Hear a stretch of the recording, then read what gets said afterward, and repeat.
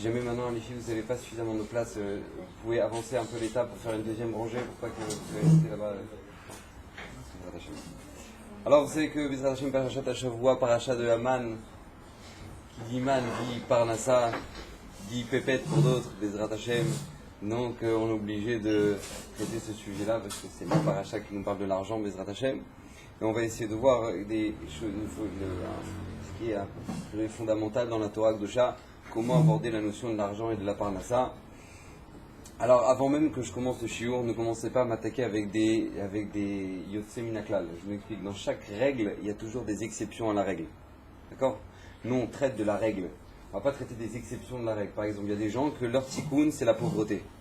D'accord? Ils sont venus dans ce monde-là pour payer sur des choses qu'on ne connaît pas, ou pour avoir une kapara, ou pour passer par la pauvreté, et c'est leur kapara. Ils peuvent faire toutes les ségoulottes sur la parnassa, et ils resteront pauvres. Pourquoi? Je ne sais pas, peut-être que dans la vie d'avant c'était des grands voleurs et que du coup maintenant ils sont en train de payer pour tout ce qu'ils ont volé. On ne sait pas. On ne sait pas ce qui s'est passé. On ne peut pas juger, on ne juge personne, on ne sait pas. Mais en tout cas, il y a des gens, ils ont un tikkun et leur tikkun c'est la pauvreté. Il y a des gens, c'est l'inverse. D'accord? C'est peut-être des grands radins dans la vie d'avant. Akadosh Baruch Hu, il a fait en sorte que dans cette vie-là, ils aient beaucoup d'argent. Pourquoi? Pour qu'ils donnent justement, pour qu'ils soient métaqués le fait qu'ils aient jamais fait de chesed. Et donc, du coup, il les fait riches. Donc, même si maintenant, a priori, c'est pas idioni, c'est pas logique, comment c'est possible que ces gens-là ils soient riches, malgré tout, ces gens-là, ils ont un tikkun, que maintenant ils sont riches et ils doivent faire avec, ils doivent gérer leur argent en fonction de leur richesse. D'accord? Ça, c'est ce qu'on appelle des exceptions à la règle. Nous, maintenant, on va parler de ce qu'on appelle une personne qui, a priori, entre guillemets, normale. D'accord? Une parnassa normale qui est à peu près 90 ou 95% du Ham Israël. Ok? Très bien. Donc, il faut savoir que, avant tout, avant de commencer le sujet de la parnassa, on va remonter un peu dans l'histoire. Il y avait un homme qui s'appelait Adam Arishon. Adam Arishon était dans le Gan Eden. Qu'est-ce que le Gan Eden? Le Gan Eden, c'est tout simplement un monde où il n'y a que Hachem. Un monde où il n'y a que Akadosh Baruch Hu. Ce qu'on appelle le Gan Eden. Là-bas, dans cet endroit-là qui s'appelait le Gan Eden, Adam Arishon va faire une erreur. L'erreur, c'est quoi? Je l'ai déjà dit plusieurs fois, je l'ai expliqué plusieurs fois, mais c'est fondamental. Il va faire une abstraction d'Akadosh Baruch Hu. C'est-à-dire que tout simplement, il va oublier Hachem dans le Gan Eden. Donc, puisqu'il va oublier Hachem dans un monde où il n'y a qu'Hachem, qui est le Gan Eden, eh bien, toute notre kapara à nous, descendants de Adam Arishon, va être de vivre dans un monde où il n'y a pas Hachem et faire exister Hachem.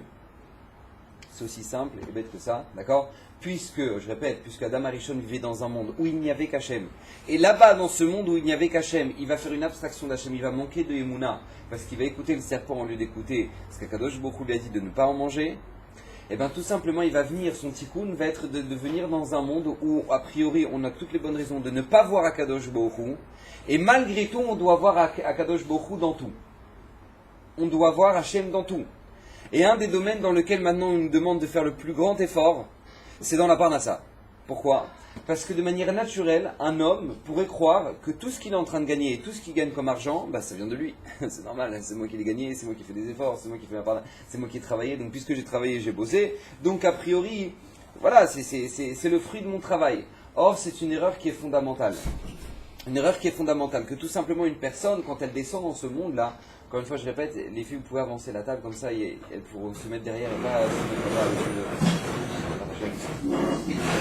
Donc c'est fondamental que tout simplement une personne, quand maintenant elle est venue dans ce monde-là, on a toutes les raisons de croire qu'a priori c'est le fruit de notre travail, comme on dit. Or c'est archi faux. Il faut comprendre que la parnassa vient entièrement d'Akadosh Baruch Hu. Toi tu fais ta part, mais Hachem fait le reste. Et ta parnassa, c'est Akadosh Baruch Hu qui te l'envoie. Et c'est ça le tikkun de la faute d'Adam Arishon. Le tikkun de la faute d'Adam Arishon, c'est tout simplement venir dans un monde où justement tu aurais toutes les raisons de croire que c'est ton argent, c'est toi qui as bossé, c'est toi.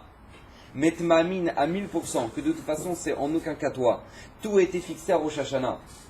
Comme nous dit la Gemara dans Betsa, Kol mezonotav shel adam tuvim lo mi Rosh Hashanah de Rosh Hashanah. Toute la parnassa d'un homme elle est fixée de Rosh Hashanah à Rosh Hashanah.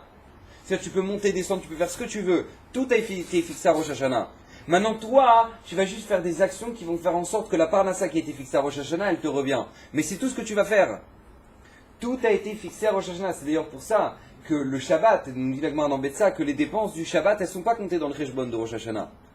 Et le Shabbat, Yom Tov et les dépenses pour l'étude de la Torah pour les enfants, ça ne rentre pas dans les comptes de ce qui a été fixé à Rosh Hashanah. Pourquoi? Parce qu'on comprend très bien, Shabbat, c'est Me'ein Olam Haba.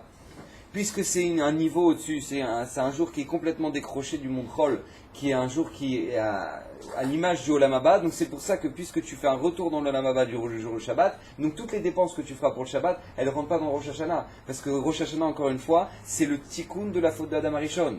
C'est pour ça que d'ailleurs toute la parnassa de l'homme elle est fixée à Rosh Hashanah. Mais qu'est-ce qui a été fait à Rosh Hashanah? Qui s'est passé le jour de Rosh Hashanah? C'est le jour où Adam Arishon a fauté.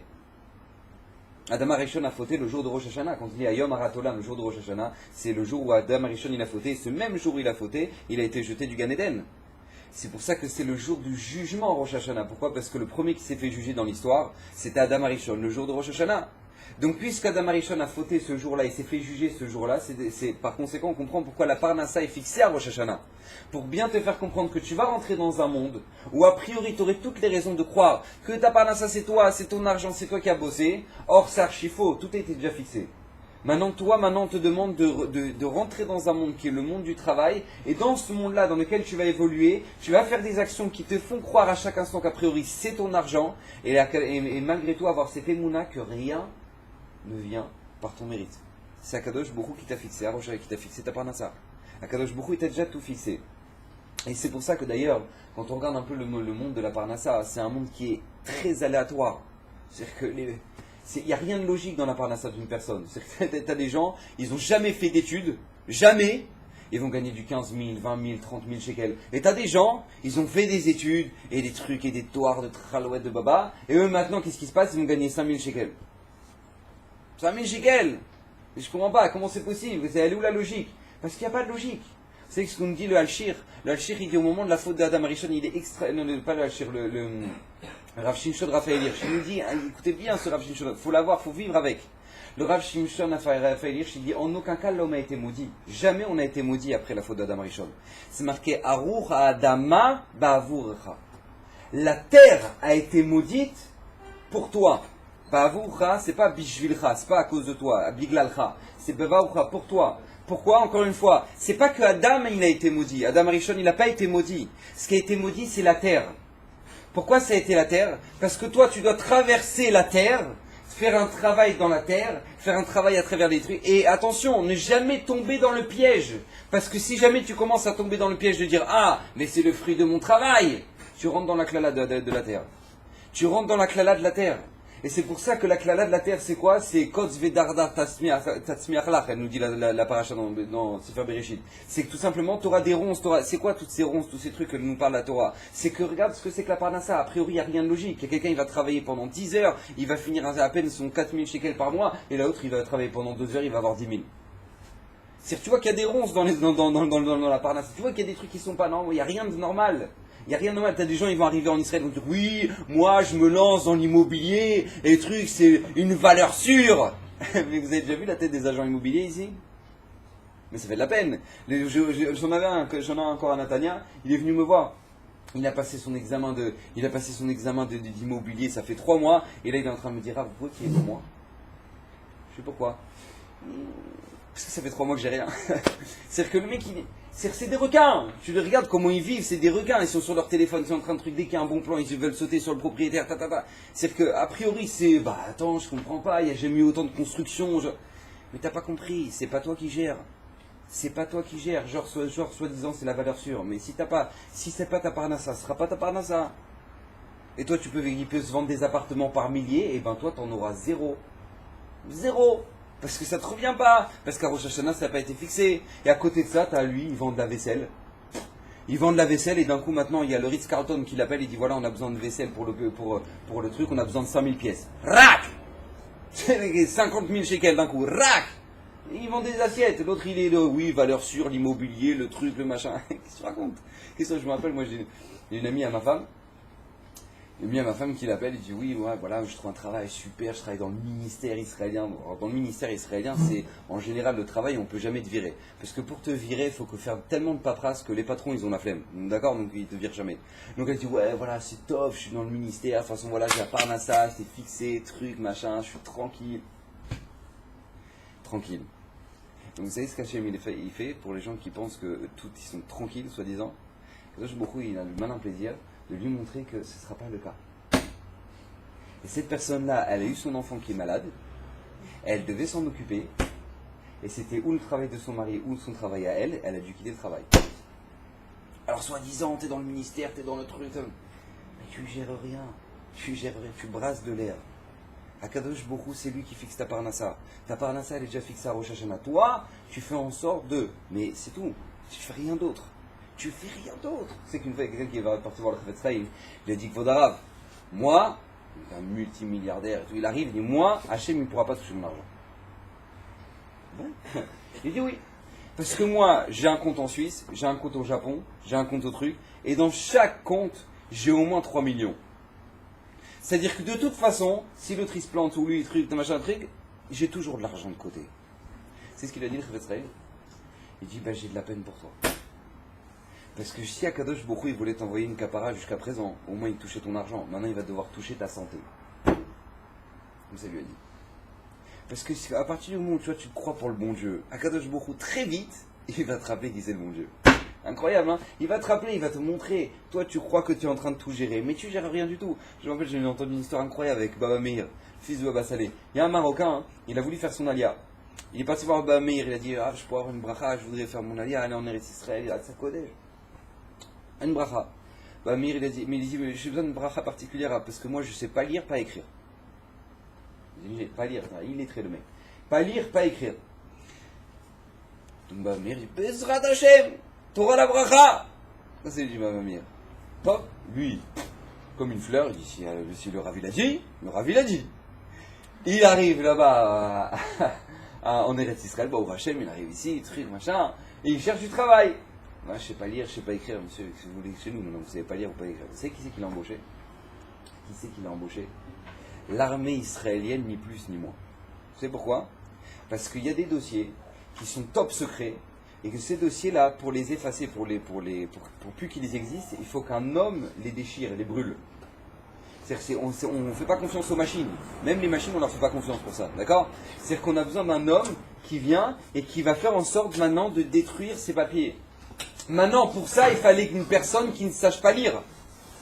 D'accord? Parce que si jamais maintenant il va lire, et ça c'est pas bon. Donc il fallait une personne qui ne sache pas lire ni écrire. Et ils l'ont trouvé! Incroyable! Donc lui, toute sa journée, il déchirait des papiers, il les brûlait, il déchirait des papiers, et il avait la parnassa, truc, de l'armée israélienne. Et même une fois qu'il est parti en retraite de l'armée, ils l'ont rappelé, ils l'ont dit, on n'a trouvé personne d'autre. Donc lui, même après ça, il avait encore ça. Il avait la retraite de l'armée, plus encore un salaire. Vous imaginez? Parce qu'Akadosh Borou, c'est lui qui gère. Hachem, c'est lui qui gère. Tant que tu n'auras pas compris ça, tu seras malheureux. Et d'ailleurs, c'est tellement triste que c'est tellement aléatoire. La parnassa, elle est tellement aléatoire que tout simplement, très très vite, il y a un Yetzirah de faire des embrouilles. Très vite. C'est un domaine qui est terrible, la parnassa. Parce que très vite, tu as tendance à vouloir faire de l'embrouille. À vouloir avoir ce qu'on appelle l'argent facile. Pourquoi? Parce que tu dis, pourquoi, je comprends pas, pourquoi, moi je vais me galérer, je vais travailler tant, je vais pas gagner. Donc toi, tu vas vouloir à ce moment-là rentrer de l'argent facile. Et c'est pour ça que d'ailleurs, la Gemara nous dit, après 120 ans, la première question qu'on demande à la Neshama après 120 ans, vous savez ce que c'est? Nasata venatata be'emuna. Première question qu'on demande à la personne. Après 120 ans, on dit, est-ce que dans ton travail, tu as été honnête? Nasata venatata be'emuna. Parce que justement, c'est un domaine dans lequel maintenant, a priori, première question, après, est-ce qu'avataïtim la Torah t'a fixé un temps d'études? Est-ce que tu as attendu l'arrivée du Mashiach? D'accord, troisième question. Mais la première question, Nasata venatata be'emuna. Première question, on te voit, bonjour, t'as été honnête? Pourquoi? Parce que justement, c'est le domaine dans lequel la personne pourrait croire, mais attends, mais c'est moi, c'est mon truc, c'est mon affaire, c'est mon business, c'est moi qui gère, c'est moi truc. Alors à ce moment-là, la personne très vite, elle a tendance à le Yetzirah de pouvoir dire, attends, mais moi je peux embrouiller, je peux faire ce que je veux, je peux... Non, tu peux pas. La preuve, c'est un Yetzirah, imaginez-vous, c'est un Yetzirah tellement fort que même dans le désert, parachat d'Achavua, parachat de la manne, même au moment où il recevait la manne, il y en a qui vont pas être honnêtes. Il va y avoir un homme qui va s'appeler Datan, notre Aviram, qui vont commencer, Moshe il a dit, ne gardez pas de la manne pour le lendemain. Qu'est-ce qu'ils vont faire? Ben ils vont garder. Parce que c'est très dur. C'est très dur maintenant, c'est toi qui l'as dans les mains, c'est toi a priori qui gère, c'est toi que tu peux le garder, il n'y a personne qui va rien savoir. Eh ben non, ça se sait, il faut savoir. C'est pour ça que Kadosh Borou, pendant 40 ans dans le désert, Hachem va nous faire un précepte qui est hors du commun. Il va nous faire ce qu'on appelle un stage intensif. D'accord? Stage intensif à la parnassa, comment aborder la notion de la parnassa et de l'argent dans notre famille. C'est incroyable. C'est-à-dire que pendant 40 ans dans le désert, on va manger de la manne. Vous savez ce que c'est que la manne? C'est une nourriture céleste sur laquelle la bracha on faisait ni plus ni moins que Baruch Ata Hashem Elokeinu melech haolam amotzi lechem min hashamayim. La bracha qu'il faisait sur la manne dans le désert. Et maintenant, qu'est-ce qui se passe? Il mangeait la manne, ça avait le goût de ce qu'on voulait, Baruch Hashem, tu as un steak frites, tu manges un steak frites, c'est sympa. Mais attention, il y avait une condition. Tu avais ta part à toi, et tu en gardais pas pour le lendemain. Je ne sais pas si vous imaginez un peu l'épreuve. C'est-à-dire que tu as un papa, il a 9 gosses. Les enfants, vous avez tous mangé? Oui, papa, il n'en reste plus. Ben, c'est pas grave. Bezrat Hashem, ça reviendra demain. Ah bon? Mais comment ça va? Ça va redescendre du ciel. Ça va descendre du ciel. Pendant 40 ans dans le désert, Akadosh Baruch Hu, il va nous obliger à dire ça va descendre du ciel. Eh oui, parce que pendant 40 ans, tu vas faire un stage intensif pour comprendre que ta parnassa, elle vient du ciel. C'est que c'est 40 ans, hein, le chiffre 40, c'est quelque chose d'incroyable dans la Torah. 40, c'est toujours le passage du tout au rien. C'est un changement de situation. Je m'explique. Par exemple, dans la Gemara, une femme qui est enceinte, jusqu'à 40 jours, ça ne s'appelle pas un enfant qui est viable. C'est Hachem Ishmor, une maman qui fait une fausse couche avant 40 jours, et ben le prochain enfant qu'elle aura, Bezrat Hashem, ce sera le Bechor. Il restera l'aîné. Parce qu'elle a perdu le premier avant les 40 jours. 41e jour, 40 plus. C'est-à-dire qu'elle s'appelle déjà, elle a fait une fausse couche, le prochain, il ne se rappellera plus le Bechor, l'aîné. D'accord? 40 jours, c'est le moment du passage de rien à la vie. Et c'est pareil dans l'inverse. Au moment où Noach il va détruire la terre, Akadosh Baruch Hu, pardon, il va détruire la terre au moment du déluge, il va détruire la terre en combien de jours? 40 jours, 40 nuits. 40 jours, 40 nuits pour passer de quoi? Du tout au rien. C'est-à-dire de la vie à la mort. Complète. Moshe Rabbeinu il va monter maintenant au Har Sinaï pour recevoir la Torah, pour être un homme qui va faire descendre la Torah dans le monde. Il va devoir rester combien de temps? 40 jours. D'accord? C'est pour ça que les travaux interdits pendant Shabbat, c'est 40 moins 1.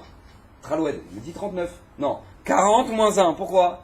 Parce que tout simplement, le Shabbat, c'est Me'ein Olam Haba, c'est-à-dire que c'est tu es dans l'Olam Haba le Shabbat. Mais qu'est-ce qui te raccroche entre le Chol et l'Olam Haba? C'est une Melacha. Akadosh Baruch Hu, il a voulu qu'on ait une Melacha en moins, c'est-à-dire 40 moins une Melacha, pour qu'on reste quand même dans l'Olam Hazé. Sinon, on n'aurait plus de rapport avec maintenant le monde de tous les jours. Donc Hachem nous a fait ce recette. C'est pareil pour qu'une personne. Oui? Une Melacha, c'est une 39 travaux interdits le Shabbat. D'accord? Il y a 40 travaux, et il y en a 40, mais la Gemara dit 40 moins 1. D'accord? C'est pareil pour maintenant les malkoutes. Quelqu'un qui a fait un interdit de la Torah, qui avait mangé un bon cochon, il avait dit je fais la mitzvah, la vera de manger du cochon, rak, devant 2 témoins, on l'emmenait au Beth Amikdash, on lui donnait des coups de fouet. Les coups de fouet, c'était combien? C'était 40 moins 1. Pas 40, c'est pas 39, c'est 40 moins 1. Pourquoi? Parce que normalement, il était fouetté jusqu'à la mort, jusqu'à ce que maintenant, il meurt. Mais avant la mort, on le retenait. Donc ce qui les raccrochait de la vie, c'était ce coup de fouet qu'on ne lui donnait pas au dernier moment. D'accord? Donc c'était 40 moins 1. C'est ce qui raccroche la vie à la... Donc ce 40 là, c'est toujours un changement de situation. Donc c'est pour ça que le Rambam, par exemple, il dit si quelqu'un il veut acquérir une mida, il veut être Baal Chesed, par exemple, il faut qu'il soit extrémiste pendant 40 jours. Il faut qu'il fasse du Chesed à l'extrême pendant 40 jours, il va acquérir cette mida qui s'appelle le Chesed pour rééquilibrer après. C'est même ramené par Rav Elimelech Nizan, qui ramène encore ça aussi, lui. Il ramène que tout simplement une personne, si elle veut acquérir une mida, quelque chose de positif, qu'il travaille pendant 40 jours. 40 jours, il a acquéri quelque chose. Donc le Ham Israël vont faire un stage intensif dans le désert pendant 40 ans pour vivre ce qu'on appelle avec la Emouna. Vivre avec la Emouna et le Bitachon, que Akadosh Baruch Hu, c'est lui qui gère la Parnassa, 40 ans. D'ailleurs, normalement, on n'aurait pas dû rester 40 ans dans le désert. Mais pourquoi on est resté 40 ans dans le désert? Parce qu'on a manqué de Emouna quand les explorateurs ils sont partis visiter Eretz Israël. Normalement, on aurait dû rentrer directement la première année en Eretz Israël. Mais pourquoi on va rester 40 ans? Parce qu'on a manqué de Emouna. Donc Hachem va nous faire un stage intensif de 40 ans de Emouna. Donc si on comprend ça, tout simplement, on va comprendre que quand on regarde un petit peu la paracha de la manne, on va tout simplement trouver toutes les réponses à comment gérer la parnassa. D'accord? Comment gérer ce sujet-là qui est la parnassa de l'homme. Alors il faut savoir, première chose, regardez ce que nous dit la Torah. Ve'asuken bnei Israël, ve'ilketu amarbe va'memit. Ve'yamodu ba'omer, ve'lo idif amarbe va'memit lo yirsir, ish lefi ochlo lakato. Je m'explique. Moshe Rabbeinu leur a dit, vous prenez un homer par tête, etc. Et ce que vous prenez, vous l'emmenez chez vous, vous le cuisinez, vous faites ce que vous voulez avec, etc. Mais vous avez un homer par tête. Une quantité de homer, de manne, par tête. Nous dit la Torah tu pouvais prendre plus ou tu pouvais prendre moins. Quand tu arrivais chez toi, tu avais un Homer. C'est bien ce que nous dit Rashi. Yesh Lacto Arbe. Il y en a, ils ont commencé à remplir les sachets et tout. Yesh Lacto Arbe. Vesh Lacto Meat. Il y en a qui ont pris un petit peu. Ou Keshe Baou les Betam. Lorsqu'ils sont arrivés à leur maison. Modedou. Ils ont mesuré. Baomer. Ish Maché Lacto Matseu chez Marbe Lilkot. Loedif à la Homer. Les Gulgolotam. Les Gulgolettes. Asher Boalo. Wa Memit Lilkot. Lo Matsa Chaser Mi Homer les Gulgolettes. C'est-à-dire que, il nous dit, finir Rashi, il nous dit, Vezeu Nes Gadol Shenaasa Bo. C'est-à-dire qu'une personne, elle pouvait commencer à prendre une tonne de manne avec lui, il rentrait chez lui, il retrouvait un Homer. Et il pouvait prendre, il y a un petit peu d'Homer, il arrivait chez lui, Arak, il se retrouvait avec un Homer. Nous dit la Torah, quand il prenait la manne, tu prenais pas plus que ce qui te revient. Ça, c'est la base dans la Parnassa. Akadosh Baruch Hu t'a fixé ta Parnassa à Rosh Hashanah. Tu peux travailler comme un arabe pendant des heures, tu ne gagneras pas plus que ce que tu vas rentrer chez toi. L'argent qui va rentrer chez toi, ce ne sera pas plus que ce qui t'a été fixé. Oh, mais j'ai des heures plus, des heures sup, et des tralouettes, les trucs, les machins. Ce qui t'a été fixé, c'est ce qui va rentrer dans ta maison. Tu peux aller chercher autant que tu veux, à l'autre bout d'Ashdod, à l'autre bout d'Israël, autant que tu veux. Même en coup de s'arrête, c'est ce qui t'a été fixé, va te rentrer dans ta maison. Le reste, ça va disparaître. Incroyable, hein? Ça va disparaître complètement. Et même si maintenant toi tu dis bon Bezrat Hashem, moi j'ai la Emouna, Akadosh Baruch Hu, ce qui m'a fixé à Rosh Hashanah, c'est ce qui m'a fixé à Rosh Hashanah, et toi tu vas travailler 1 heure par jour, tu es au niveau de dire je travaille 1 heure par jour, ça voilà, c'est ma ishtadlut, tu as travaillé un petit peu, tu vas rentrer chez toi, tu vas voir, tu auras en mer. Tu auras la parnassa qui t'a été fixée à Rosh Hashanah, parce que toi tu as créé ton ustensile, c'est ce que tu as fait. C'est ce que tu as fait. Premier enseignement de la manne, sache que tu peux chercher autant que tu veux, tu peux récolter autant que tu veux, tu n'auras pas plus que ce que tu as voulu prendre, ce qui te revenait. Deuxième chose très importante, quand Kadosh Baruch Hu faisait descendre la manne, c'est pas qu'il descendait un gros tas de manne et chacun venait se servir. C'est qu'il y avait de la manne à l'entrée de la tente pour certains, à l'entrée du camp pour certains, mais chacun avait sa manne à part. Vous savez pourquoi? C'est extrêmement important. Parce qu'il y a des gens qui pensent que l'autre il te prend ton argent. Les gens qui n'arrivent pas à comprendre que ce qu'elle dit la Gemara, que personne au monde ne peut prendre la parnassa de l'autre. Ça n'existe pas.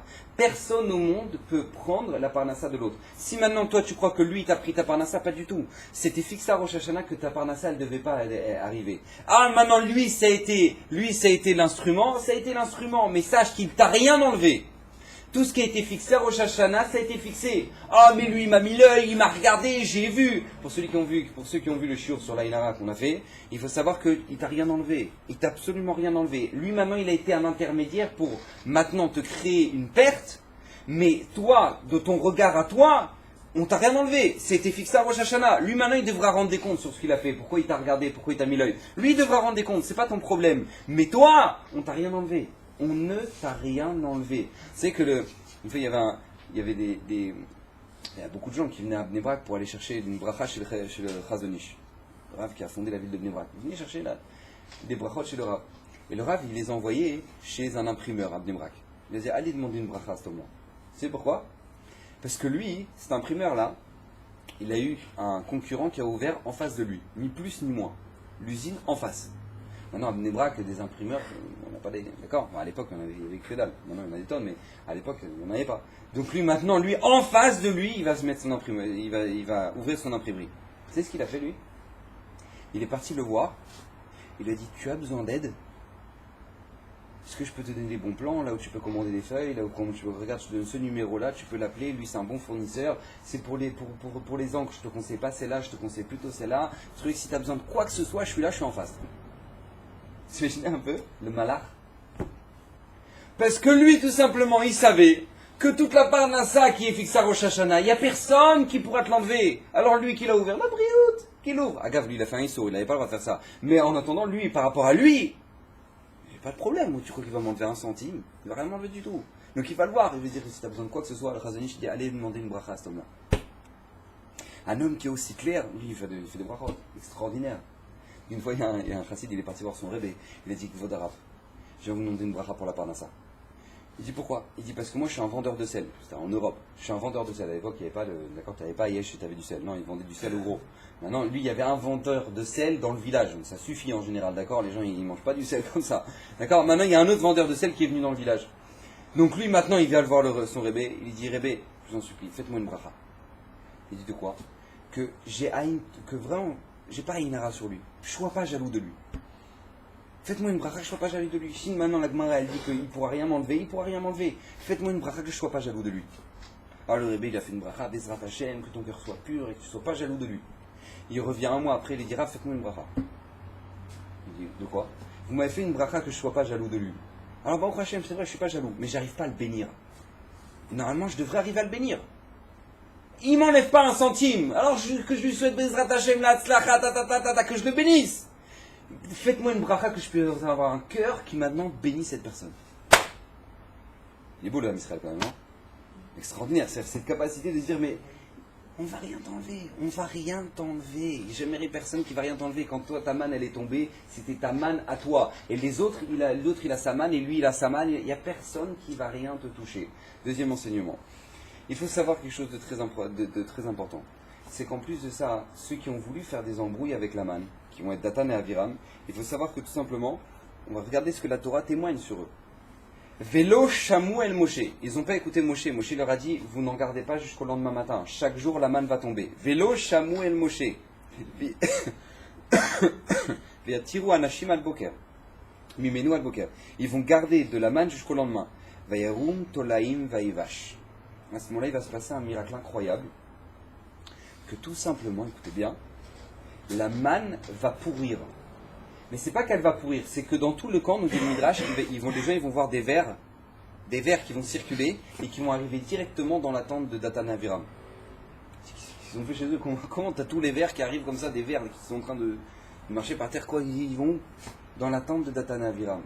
Pour t'apprendre un yesod, à partir du moment où tu veux pas aller faire les choses droites, tu veux que ta parnassa elle soit tordue, tu veux pas faire la parnassa comme maintenant la halakha elle te demande, sache une chose, ça va pourrir. Ça va pourrir. Et c'est pas seulement ça, écoutez bien ce que nous dit la Torah. Parashat Kitetse. La paracha nous parle là-bas de Even Shlema Vetsede qui est lecha, Efa Shlema Vetsede qui est lecha. C'est-à-dire que la Torah nous dit attention, dans les poids et mesures, toi tu as un marchand, tu vends du sel au kilo, tu vends du blé au kilo, faut que tu sois maintenant, ton poids il soit exactement émet. T'as 1 kilo sur la balance. Ne commence pas à embrouiller avec tes balances. On est très loin du forex, d'accord? On est à gave dans un poids d'une balance, d'accord? Au lieu de mettre 900 grammes, tu mets 1 kilo comme il faut, d'accord? Ok. Et bien lui maintenant, celui qui fait ça et qui commence à embrouiller, écoutez bien ce que nous dit la Torah juste après. Zachor et Asher asa alecha Amalek. Souviens-toi de ce que tu as fait à Amalek. Viens Rashi nous dit, pourquoi on nous parle d'Amalek juste après la paracha des poids et des mesures? Pourquoi? Rashi. Im shakar ta bemidot ou bemishkalot. Si jamais toi tu as commencé à faire des embrouilles dans les poids et les mesures, tu as commencé à faire une parnassa d'embrouilleur, avedoeg migiru yaoyev. Tu dois commencer à te soucier dans ta vie que tu auras des ennemis. Torah, Rashi. Quand personne d'ouvrir la Gemara, c'est la Torah, Rashi. Prenez n'importe quel fromage dans le monde, il y a Rashi en dessous, il suffit de le lire. Torah, Rashi. La Torah, elle te montre, Parashat Hashavua, il y en a qui ont voulu embrouiller avec la manne, il y en a qui n'ont pas voulu écouter comme Moshe il a dit. Ve'erum tolaim va'ivash, ça pourri. Tu continues, Parashat Kitetse, tu commences à embrouiller dans les poids et les mesures. Ve'yavo Amalek. Tu veux quoi toi maintenant? Tu veux quoi? Moi, je me rappelle une fois, il y avait un bachor ici, à Ashdod. Il travaillait dans le forex. Il est venu après le JO. Il m'a dit, Rav, moi j'ai pas beaucoup de moulins. Mais je vous dis la vérité. Je vois quand il n'y a pas de bracha. Il m'a dit, c'est incroyable. C'est milliers d'euros. Je sais même pas où ils sont. Il n'y a aucune bracha. Imagine, non seulement tu vas au Guin, mais en plus tu n'as même pas profité de ton argent. C'est de la peine. C'est doublement de la peine.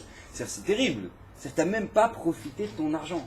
C'est-à-dire qu'il n'y a aucune bracha dans ce que tu fais. Ça pourrit. La Torah, elle te l'annonce. Ça pourrit. Tu ne veux pas faire comme Moshe Rabbeinu. Tu ne veux pas faire comme la Lacha, elle te dit. Il n'y a pas de problème. Mais sache que ça va pourrir. Tu t'annonces des ennemis sympathiques. D'accord? La Torah, elle t'annonce, la Torah, elle t'avertit, elle te le dit déjà d'entrée. D'entrée, elle te le dit. Mais tu dois savoir ça. Après, tu as dit, oui, mais je comprends pas, lui, il est pas religieux, et lui, maintenant, il a de l'argent. Vous connaissez le lycée, machin, j'avais pas trop envie de le dire ce soir, mais je crois que je suis obligé de le dire. Il y a un machal du Chavetz Chaim. Chavetz Chaim, il explique un peu comment c'est possible qu'il y ait des gens qui sont complètement chiloni, qui fument des clopes Shabbat et maintenant ils roulent dans des mercos. Comment ça fonctionne? Alors, le Chavetz Chaim, il a un machal très sympa. C'est-à-dire qu'il dit, le Chavetz Chaim, qu'un jour, il y avait la reine, et il y a un des partisans de la cour, il a commencé à faire des clins d'œil à la reine. On a lui faire on échange de numéro. Il a commencé à draguer la reine. Quand ça s'est su dans les oreilles du roi, simplement, il a pris ce monsieur-là, il l'a mis dans une cage, et il l'a suspendu au-dessus de la place publique. Et il l'a laissé mourir de faim, aux yeux de tous, pour que tout le monde voit ce que c'est que s'approcher de la reine. Oh. Maintenant, il y a un paysan qui s'appelle Benoît. Benoît, le paysan, il a son cousin qui arrive chez lui, Francis. Oh, Francis, ça va, Francis? Ouais. Je sais pas ce qui nous arrive. Regarde ce qu'il a fait, le roi. Il a puni un de sa cour parce qu'il a commencé à vouloir draguer la reine. Viens, je te montre. Et au moment où il ramène Francis sur la place publique pour voir ce fameux courtisan là qui a voulu draguer la reine, à ce moment-là, il le voit en train de manger de la viande. Mais pas du tout, il l'a pas laissé crever de faim, il est en train de manger. Alors à ce moment-là, il le regarde, il dit, mais t'as pas compris, il est en train de manger sa propre chair. Il est en train de se manger de faim. Il dit, le Chavetz Chaim, c'est exactement ce qui se passe. Quand tu vois quelqu'un qui n'a aucune raison d'avoir de la bracha, aucune, il fait pas Shabbat, il fait rien, c'est un rachat. Comment il peut avoir une bracha? Il dit, le Chavetz Chaim, il n'a pas de bracha, il est en train de manger son olam haba, c'est tout ce qu'il est en train de faire. C'est-à-dire que toi, tu as des mitzvot et tu auras ton srout dans l'olam haba, lui, il va arriver là-haut. Ah, c'est passé dans la mercose, c'est passé dans la piscine, c'est passé dans ce genre de choses. Il n'y a pas d'embrouille. Tu peux pas embrouiller. La Torah, elle vient, elle est claire. La Torah, c'est émettre. Tu veux embrouiller, tu finiras par payer. Mais c'est pas, il n'y a pas de secret, d'accord? Il y a des réponses à tout. Alors, il faut savoir aussi une autre chose de la manne. C'est que tout simplement, la manne tombait chaque jour. Hachem, il t'a pas fait un colis pour toute l'année. Non, Hachem, il t'a fait un colis pour la journée, quotidiennement. Une fois, mon père, il était dans l'avion. Et mon père, il est médecin. Et donc, lui, il était médecin, il était en train de traiter ses dossiers dans l'avion. Et à ce moment-là, il était assis à côté de lui, un monsieur, je ne sais pas. Et il commence à expliquer à mon père qu'il a une grave maladie. Il voit que mon père, il est médecin, donc il commence à lui raconter, j'ai une grave maladie, Et mon père, il discute avec lui, qu'est-ce que vous faisiez dans la vie? Lui, il était designer de yacht pour les milliardaires saoudiens. D'accord? C'est-à-dire que le milliardaire saoudien, il voulait un yacht avec même dans tes rêves, tu n'as même pas imaginé le délire, d'accord? Et ben lui, d'accord, lui, il te faisait le yacht de ouf, d'accord? C'était un designer de yacht. Donc vous imaginez que Baruch Hashem, au niveau de la Parnassa, ça allait, d'accord? Ok, lui, il commence à dire, donc lui, il était designer de yacht. Il raconte à mon père qu'après, il allait livrer, il se faisait un kiff, il allait livrer les yachts carrément en mer jusqu'aux Arabes Saoudites, le truc, machin, je kiffe quoi. Et à ce moment-là, il dit à mon père, vous savez ce qu'il dit à mon père? Il dit comme ça, moi, toute ma vie, j'ai dessiné au fur et à mesure le yacht de mes rêves. Et je me suis dit, quand je serai vieux, eh ben, je finirai mes jours sur mon yacht. J'ai de l'argent, j'ai de quoi me l'acheter, et bah, au Hachem, j'ai eu beaucoup d'idées entre temps. Donc je me suis dessiné le yacht de mes rêves. Il dit maintenant, j'ai une maladie qui fait que je ne peux même pas tenir sur le pont d'un bateau. Et ça, c'est une petite blagounette du bon Dieu, d'accord? Pour tous ceux qui pensent que maintenant tu peux tout gérer dans la vie. Akadosh Baruch Hu, il te ramène ta parnassa, ta manne aujourd'hui. Kiffe aujourd'hui. Profite. Non, les gens ils font, ouais, non mais moi je mets de côté pour que tu verras quand je serai à la retraite et après la retraite, l'arrêt cardiaque. Ouais, attends, ça fait de la peine. T'as travaillé 60 ans pour avoir la retraite, maintenant tu es dans un lit. Ça fait de la peine. Rabotai. Ezewachir, nous dit la Mishnah. Qui c'est qui est appelé heureux, riche? Ezewachir. Asameach bechelko. Celui qui est heureux de ce qu'il a. C'est pas marqué là-bas. Les gens, quand ils traduisent, ils disent Ezewachir, qui c'est qui est appelé riche? C'est celui qui est Sameach, qui se contente de ce qu'il a. Comme ça, les gens, ils traduisent. C'est celui qui est quelqu'un qui se contente. C'est faux, c'est pas marqué ça. C'est marqué Asameach. Celui qui est heureux de ce qu'il a. C'est-à-dire qu'il reçoit sa parole, il dit, oh, Baruch Hashem, c'est ce qu'il me fallait, c'était ni plus, c'est sûr, c'est merci, bon, voilà, il me fallait pas 1200, il me fallait 1000. Il me fallait 1000. Merci Hashem, c'est ce que j'ai. Akadosh Baruch Hu, il va nous éduquer pendant 40 ans dans le désert. Regarde, t'as reçu ça aujourd'hui, kiffe avec ça. Sois heureux de ce que tu as. Arrête de commencer à faire des plans pendant 40 ans et quand j'aurai. À la fin, c'est le psy qui a. À la fin, c'est le psychiatre qui est en train d'encaisser ton argent. Qu'est-ce que tu as, toi? Tu n'as plus rien. Mais il faut que tu comprennes. Qu'est-ce que tu as, toi? Qu'est-ce qui va te rester? Pour l'instant, tu as. Baruch Hashem, dis merci à Kadosh Baruch Hu. Et Hashem te dit voilà. Baruch Hashem, comme il disait Hillel dans la Gemara. Baruch Hashem, yom yom. Baruch Hashem, yom yom. Akadosh Baruch Hu t'a donné aujourd'hui. Baruch Hashem, t'as ce qu'il faut aujourd'hui. Et attention, je ne dis pas qu'il ne faut pas avoir d'ambition dans la vie. Il faut avoir des ambitions dans la vie. Il faut avoir des projets. Mais en aucun cas, tes projets, ils doivent te pourrir ta vie au quotidien. Jamais. C'est pas parce que maintenant tu as des projets que tu veux mieux. Mais bah, tu as des projets, il faut avoir des ambitions dans la vie. Mais c'est pas pour autant que maintenant tu vas crever la faim à cause de ça. Chazvé Shalom, c'est pas comme ça que ça fonctionne.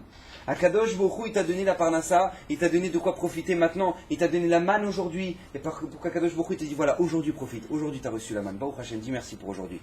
Et non, j'ai dit oui, bon, Bezrat Hashem, dans 20 ans, quand j'aurai fini mes études et quand j'aurai ce truc, alors je dirai merci à Hashem. Dis merci pour aujourd'hui. Dis merci pour aujourd'hui. Vous savez que la majorité des gens, plus de 75% des gens, même 80% des gens qui font des études, ils finissent jamais par travailler dans le domaine dans lequel ils ont fait des études. C'est statistique, d'accord? Donc alors comment ça se fait? Tu fais des études, tu tapes à faire des études, à la fin tu travailles dans un truc aucun rapport. Regardez tous les gens maintenant qui font leur alia. Combien il y a des tonnes de gens qui ont fait des études, maintenant ils font du télémarketing. Rien à voir avec ce qu'ils ont fait, rien à voir du tout. Rien à voir du tout. Comment c'est possible? Parce que c'est pas toi qui gères. Parce que c'est pas toi qui gères, il faut que tu comprennes que c'est pas toi qui gères. Maintenant, nous, on doit savoir. On doit se poser la question, où est notre man? Où est notre man? Parce que tout simplement, on a un problème. Regardez, Parashat Hashavua, un truc incroyable. Akadosh Baruch Hu lui dit Parashat Hashavua, Vayomer Moshe el Aaron. Vayomer Moshe el Aaron, Kar tzintzenet achat. Prends un ustensile, tzintzenet achat. Veten shama melo haomer. Et là-bas, tu mettras un homer de manne dans cet ustensile-là. Et tu prendras cet ustensile-là et tu le mettras dans le Kodesh HaKodashim, dans le Saint des Saints. Là-bas, tu mettras, et ce sera comme image pour toutes les générations. Pour toutes les générations, les gens sauront que maintenant, il y a eu la manne dans le désert. Viens Rashi, écoutez bien ce que nous dit Rashi. Les Dorotechem. Beyemi Yirmiyahu, à l'époque de Yirmiyahu, le prophète, Keshaya Yirmiyahu Mochicham, quand lui faisait des reproches à Israël, vous savez ce qu'il leur disait? Lama enatem oskim Torah. Pourquoi vous étudiez pas la Torah? Il leur demandait à Yirmiyahu. Il leur demandait à Yirmiyahu. Pourquoi vous étudiez pas la Torah? Qu'est-ce que vous faites? Pourquoi vous travaillez toute la journée? Ve'em omrim naniar melachta venasok batorah. Nous on va arrêter de travailler et on va étudier la Torah. Hein, on la connaît, hein, le même argument, ça fait 2000 ans, ça fait plaisir. C'est-à-dire que maintenant, quoi? Nous, on va aller étudier la Torah et on ne va pas travailler, mais comment on va se nourrir? D'accord? La même question, Yirmiyahu, la même réponse, d'accord, moisi. Mais Khanil Parnes, mais d'où va venir notre Parnassa? Otsilem Tsinsenet Aman. C'est ce qu'il a fait à Yirmiyahu. Il est parti dans le Kodesh HaKodashim. Il leur a sorti ce pot-là, avec la manne. Il leur a montré, regardez, de quoi sont nourris. Amar lahem ador atem raou davar Hashem. Bazenit parsenu avotechem. Grâce à ça, ils ont mangé vos ancêtres dans le désert. Ils ont eu la manne. Alors vous aussi, étudiez la Torah, vous aurez la manne. Là, si je peux me permettre, temps mort. Je n'ai pas compris. On va recevoir la manne, nous. Nous, on a la manne. Tout le monde sait que dans le désert, c'était spécial, oui. On recevait la manne du ciel. On sait que c'est spécial. On reçoit la manne du ciel. Maintenant, d'ailleurs, tous les Gdolei HaChassidim, ils expliquent, les Gdolim HaChassidut, ils expliquent que la faute des Meraglim, c'était quoi? Les explorateurs. Pourquoi ils ont fauté les explorateurs? Ils ont fait du Lachon Hara sur Israël. Parce qu'ils étaient tellement proches d'Hachem dans le désert. Ils vivaient, ils mangeaient la manne. Ils mangeaient la manne. Une nourriture, tu n'allais jamais aux toilettes pendant 40 ans. Parce que tout était kadosh. C'est-à-dire qu'ils mangeaient la manne, les Chem min Hashamaim. Ils ne voulaient jamais que ça s'arrête. Donc ils ne voulaient pas rentrer en Eretz Israël. Donc quand ils ont fait du Lachon Hara, c'est pour rester dans cette situation-là de manger la manne. Donc oui, ils savaient au bout d'un moment que ça allait s'arrêter en Eretz Israël, oui, ils savaient. Tout le monde savait qu'au bout d'un moment, tu vas devoir couper le blé et commencer à travailler. D'accord, tu le sais. Comment Yirmiyahu, il arrive et il dit, regardez, voilà, vous avez vu dans le pot, il y a de la manne. Alors arrêtez de bosser les mecs. Il faut arrêter. Allez, étudier la Torah. Mais comment il peut dire une chose pareille, Yirmiyahu? Comment il peut dire une chose pareille? On sait que quand on est rentré en Eretz Israël, on a arrêté la manne. Oui ou non? Bonne question. La Gemara, en plus, la Gemara dans Brachot, il y a une marloquette entre Rabbi Shimon Bar Yochai et Rabbi Ishmael si on a le droit de travailler. Ça va, c'est le kashout. Normalement, on n'a pas le droit de travailler. Vient la Torah, elle nous dit, va safta deganecha. Ah, Baruch Hashem. La Torah, elle vient et te dit, et tu rassembleras ce que tu as ensemencé, d'accord, ton blé, ta récolte. Va safta de ganecha. De là, il dit Rabbi Ishmael, ah, bah, Hashem. De là, on a la permission de la Torah de travailler. Normalement, on devrait étudier la Torah. Veigitabu yomam valaila. Tu étudieras jour et nuit, donc tu n'as pas le droit de travailler normalement. Elle vient, la Torah, elle te dit, va safta de ganecha. Heureusement que la Torah était là, hein. La Torah, elle te dit, regarde, tu vas tu vas engranger ton blé. Ah, bah, ça veut dire qu'on a le droit de travailler. Très bien. Rabbi Shimon Bar Yochai, il dit pas du tout. Il est collègue sur Rabbi Ishmael, il dit pas du tout. On n'a pas le droit de travailler. Va safta de ganecha, c'est une klala. C'est une malédiction quand tu dis la Torah. Pas du tout, tu n'as pas le droit de travailler. Ça fait des ganéras si jamais maintenant toi tu n'es pas au niveau. Mais normalement tu pas du tout. Tu étudies la Torah jour et nuit. Et qui c'est qui va le faire? Les goïms, je sais pas, les autres ils vont faire pour toi, mais toi tu vas pas faire. Pas du tout, tu travailles pas. Un juif ne travaille pas. Si jamais tu vas commencer à ensemencer au moment maintenant, tu vas devoir ensemencer. Tu vas commencer à récolter au moment où il faut récolter. Tu vas aller à la poste quand il faut aller à la poste, tu vas aller à la banque. Et la Torah c'est quand alors? La Torah c'est quand? Torah maté aléa, il dit Rabbi Shimon Bar Yochai. C'est où? On n'a pas le droit de travailler. Nous dit la Gemara dans Brachot. Arbe, il y a beaucoup de gens qui ont essayé de faire comme Rabbi Shimon Bar Yochai, vélo à la Beyadam. Pas tout le monde est au niveau de le faire. Il y a des gens qui arrivent à faire comme Rabbi Shimon Bar Yochai, mais pas tout le monde est au niveau. Là, elle est comme Rabbi Ishmael. On travaille et on peut travailler et on peut étudier la Torah. Donc comment Yirmiyahu Hanavi, il arrive et Parashat Hashavua, à Kadosh Moshe Rabbeinu, il dit tu vas mettre ça, c'est dans cette cruche là, tu vas mettre de la manne pour montrer à toutes les générations, regarde, nous on a mangé de la manne dans le désert, donc vous aussi vous mangerez la manne. Mais comment ça peut fonctionner alors qu'on doit tous être comme Rabbi Shimon Bar Yochai? On doit tous dire Bezrat Hashem, Bezrat Hashem. Comment ça marche? Écoutez bien, la réponse elle est extraordinaire. J'ai entendu mon maître Rav Vola. Extraordinaire cette réponse. Écoutez bien ce que nous dit la Torah. Parashat Hashavua. Je relis. Vayomer Moshe el Aaron, kar tzinsenet. Prends, on traduit, un ustensile. Prends un flacon. Bon voilà. Prends un flacon. Prends un ustensile dans lequel tu vas mettre la manne. Pourquoi? Veten shama melo omer minam man va'anachoto lifnei Hashem nimishmeret ledorotechem. Écoutez bien le message de Moshe Rabbeinu dans ce passouk. Sachez qu'à partir du moment où vous allez rentrer en Eretz Israël, vous continuerez à avoir la manne. De nos jours, on a encore la manne. La preuve, c'est que Moshe Rabbeinu, par le mérite duquel venait la manne, il est niftar quelle date? Le 7 Adar. D'accord, Moshe Rabbeinu, il est niftar le 7 Adar. Maintenant, ils vont encore manger de la manne. Leur manne qui va descendre ce jour-là, le jour de la mort de Moshe Rabbeinu, elle va leur suffire pendant plus d'un mois, jusqu'au 15 Nissan. Ils ont pris un Homer, le Homer il va faire boum, boum, boum, tous les jours. Tous les jours, ils vont continuer à manger. Et ils vont en manger jusqu'au 15 Nissan, quand ils vont rentrer en Eretz Israël. Quand ils vont rentrer en Eretz Israël, ils vont offrir l'offrande du Homer. Et à ce moment-là, ils vont commencer à manger du blé d'Eretz Israël. Pourquoi Kadosh Baruch Hu, il a fait ça? Que la manne, elle va durer pendant plus d'un mois, jusqu'à ce qu'ils mangent du blé. Pourquoi? Qu'ils mangent du poisson en entendant. Pourquoi ils vont encore continuer à manger de la manne jusqu'à ce qu'ils mangent du blé d'Eretz Israël? La réponse des Mefarshim, elle est très très belle. C'est parce que tout simplement, pour te faire comprendre que tu vois, il y a la manne, il y a le blé, et ben c'est la même chose. Il y a la manne, il y a ton argent, c'est la même chose. C'est la même chose. La seule différence, elle va être tout simplement que maintenant, elle va venir dans un ustensile. Tout ce qu'on te demande de faire toi dans ta vie au quotidien, c'est de créer un ustensile pour que la manne, elle s'y pose.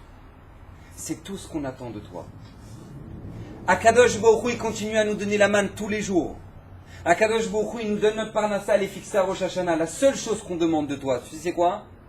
Créer un ustensile pour que la manne, elle ait où se poser. Alors des fois, ton ustensile, c'est ton magasin. Des fois, ton ustensile, c'est ton travail. C'est ton truc. C'est ton ustensile. Mais ça, n'oublie jamais que ta parnassa, elle vient d'Hachem. C'est la manne. La seule différence, il n'y a rien qui va changer. La seule différence, c'est que toi, tu dois créer un kéli. Et si tu as la émouna, la manne, elle viendra très vite chez toi. Si tu n'as pas la émouna, tu iras la chercher loin. C'est que la Gemara dit que déjà dans le désert, les tzadikim, ça tombait à l'entrée de leur porte. À la porte d'attente. Il y en a même qui tendaient la manne, elle tombait dans leurs mains. Ceux qui étaient bénolim, ne savaient pas trop où est-ce qu'ils en étaient, dans la émouna, dans le truc. Alors eux, ils allaient chercher jusqu'à l'entrée du camp. 4 km quand même, sympathique. D'accord? Après, les Rechaïm, eux, ils allaient chercher super loin, super loin. Pourquoi? Parce que plus tu manques de émouna, moins Kadosh Baruch Hu, il va y avoir la émouna pour toi.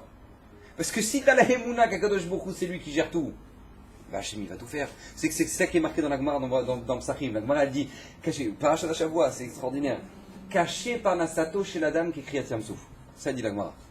Elle est compliquée, la parnassa d'un homme, comme l'ouverture de la mer. Ça nous dit la Gemara. Quel rapport maintenant? L'ouverture de la mer, la Parnassa, quel rapport? Caché. Qu'est-ce qui est caché pour Hachem? Il y a quelque chose qui est compliqué pour Hachem. C'est dur pour Hachem, la Parnassa d'un homme, comme l'ouverture de la mer. Comment ça peut être compliqué pour Hachem? La réponse, elle est toute simple. Vous savez, quand le Ham Israël était devant la mer, vous savez ce qu'Hachem il voulait faire? Hachem, il voulait leur ouvrir la mer. Il voulait, mais il manquait qu'une seule chose. Vous savez ce que c'est? La Emouna qu'il faut y aller.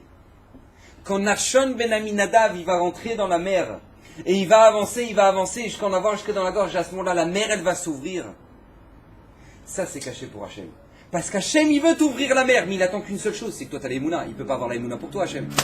Il ne peut pas avoir la Emouna pour toi. C'est pour ça que c'est caché la Parnassa pour Hachem comme l'ouverture de la mer. Parce que pour l'ouverture de la mer, Hachem, il voulait ouvrir la mer, mais il manquait que vous. Allez-y, ayez confiance, avancez. Vous avancez, alors je serai là.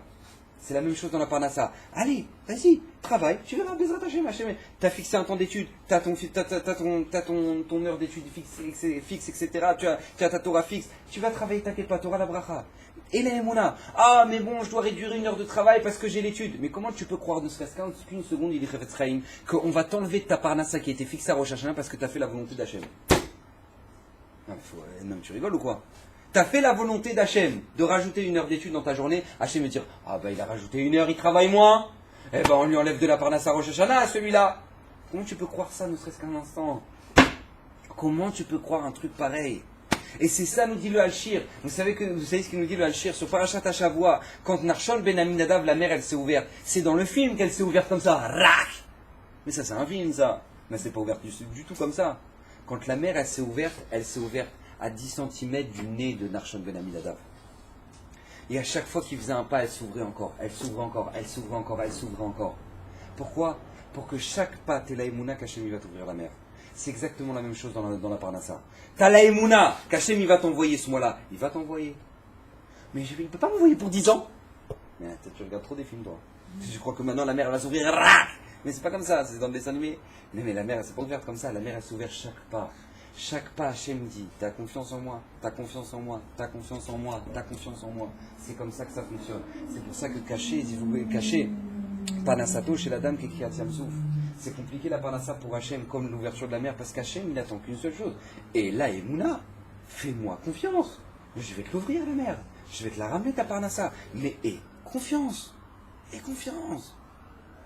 Adkedeka, vous savez que c'est marqué, il dit le Admour de Rougine, quelque chose d'extraordinaire. Écoutez bien. Il dit, le problème que nous on a, c'est qu'on bloque la bracha. Nous, on bloque la bracha. C'est qu'Hachem il veut te donner, mais toi tu la bloques. Vous savez comment? Il donne un exemple très simple. Il dit au moment où maintenant le Ham Israël était devant la mer. D'accord? Qu'est-ce qu'il leur dit, mon cher Rabbeinu? C'est bien? Vayomer Moshe la Ham. Al tira ou n'ayez pas peur.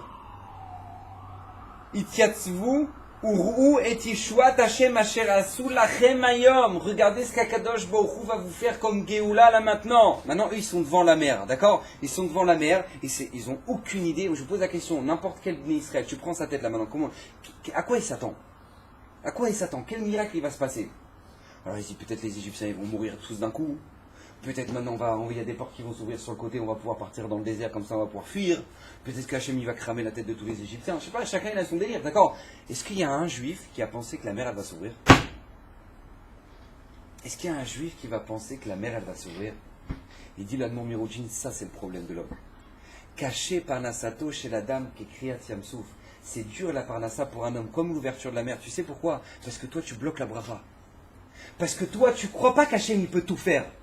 T'arrives pas à y croire. Tu dis mais non mais Hachem, il faut que moi je fasse des études, il faut que je fasse ça, et comme ça j'aurai la Parnassa. Mais pourquoi tu le bloques? Mais pourquoi tu le bloques?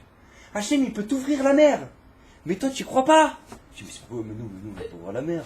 Mais je peux t'envoyer de l'argent comme ça. Mais ça tombe pas du ciel l'argent. Mais c'est pas possible, mais tu vas pas te faire ça.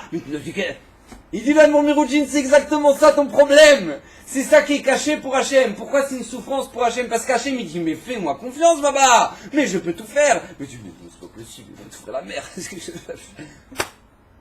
Et tu discutes avec des gens, tu leur dis mais pourquoi? Non, mais non, si j'ai pas fait mes études, si j'ai pas fait ça, et ben je fais.